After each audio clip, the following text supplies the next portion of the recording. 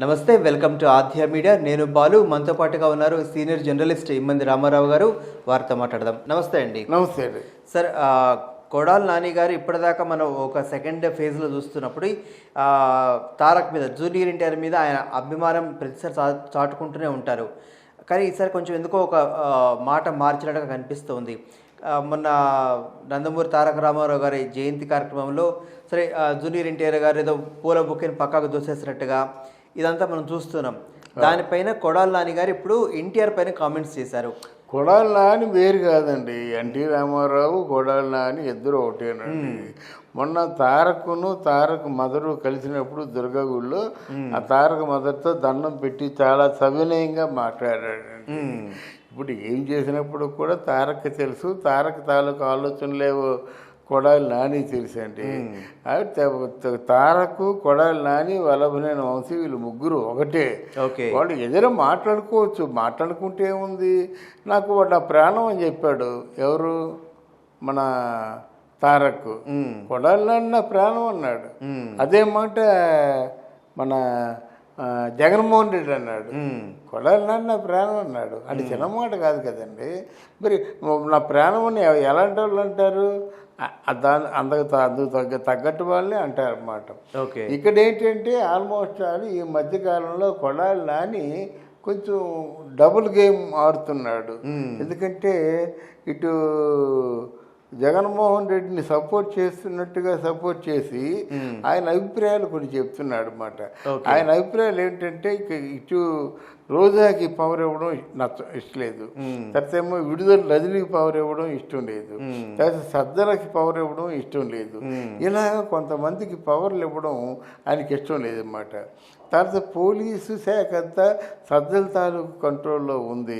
Police వాళ్ళు ఎవరిచ్చినా సరే వాళ్ళు తీసుకోవటం లేదు. ఇప్పుడు ఉన్నటువంటి ఈ వైఎస్ఆర్ కాంగ్రెస్ పార్టీలో ఉన్నటువంటి ఒక బలహీనత కానీ బలం కానీ ఏంటంటే మొత్తం ఈ మంత్రులందరూ, ఈ మంత్రుల్లో ఎవరు ఫోన్ చేసి చెప్పినా మూసేస్తారు. అలాంటిది ఎవరికి ఏ పవర్లు లేవు. ఒక్క సజ్జల చెప్తేనే యాక్షన్ తీసుకుంటారు, ఒక్క విడుదల రజనీ చెప్తూనే కేసు ఫైల్ చేస్తారు. ఇది ఈ పరిణామ క్రమంలో ఆయనకు కొంచెం మనసు బాధ అనిపించింది అన్నమాట. ఎలా జరగవలసింది అలా జరుగుతుంది, ఏం చేస్తాం.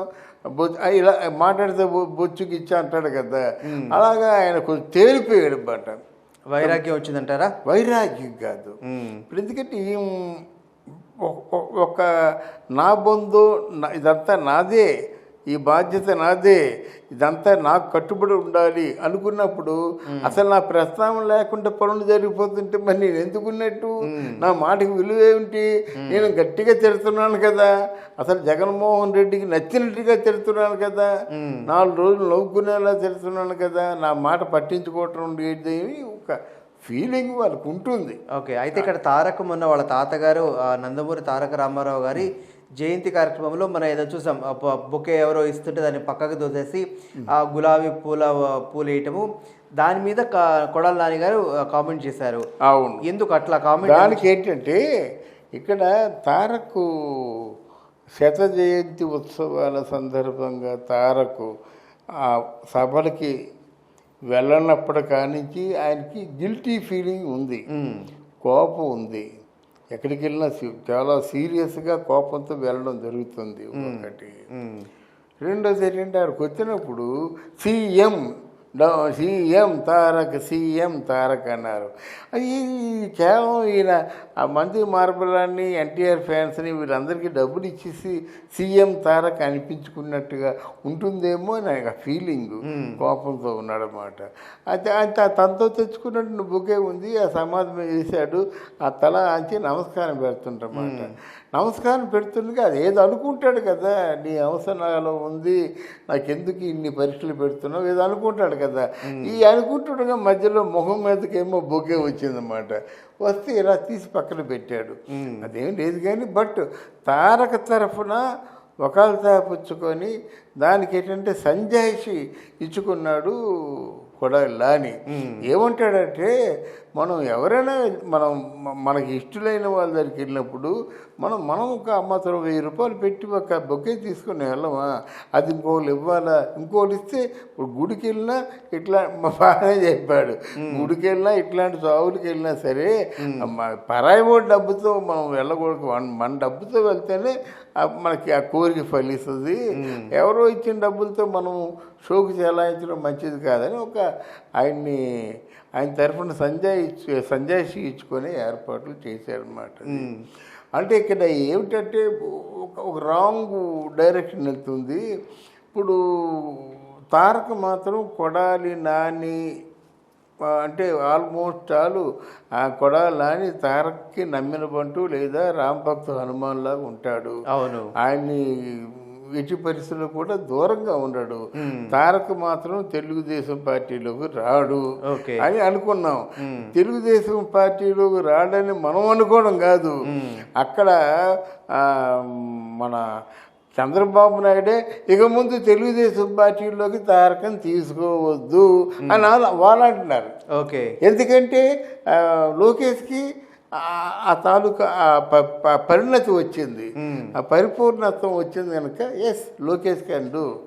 మొత్తం ఆంధ్రదేశం అంతా తిరిగేసరికి ఎక్కడెక్కడ ఎవరు మన తాలూకు పిలిస్తే పిలుపు అందుకొని పోరాటం చేసేవాళ్ళు, ఎక్కడెక్కడ చోట మోట నాయకులు ఉన్నారు, ఎక్కడ మనల్ని బాగా కొమ్ము కాచే నాయకులు ఉన్నారు, ఇవన్నీ తెలిసిపోయాయి కదా. ఇప్పుడు కొత్తగా తెలుసుకోవాల్సింది ఏముంది? ఆయన పార్టీలో ఉంటాడు, గెలిస్తే హ్యాపీగా ఆయన ముఖ్యమంత్రిని చేస్తారు, లేకపోతే సెకండ్ మంత్రిగా ఉంటాడు. ముఖ్యమంత్రిగా ఆయన చేసినట్టయితే అది మళ్ళీ డెవలప్మెంట్కి మళ్ళీ అభివృద్ధికి కొంచెం కష్టం అవుద్ది.